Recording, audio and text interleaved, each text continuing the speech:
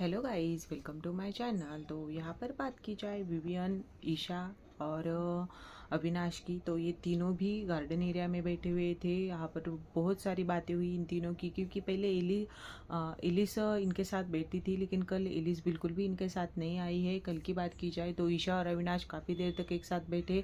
उसके बाद वहाँ पर विवियन भी आया। इन दोनों की जो भी बातें चल रही थी वहाँ पर विवियन समझा रहा था कि एलिस भी हमारी दोस्त है, उसके साथ बात करनी चाहिए। लेकिन अविनाश जो है वो यहाँ पर एलिस के बारे में उसका कहना है कि हम ही क्यों जाकर उसके समझाए। हमेशा ईशा हमेशा चाहती है उसके पास दोस्ती निभाती है, वैसे वो खुद नहीं आती है कभी भी।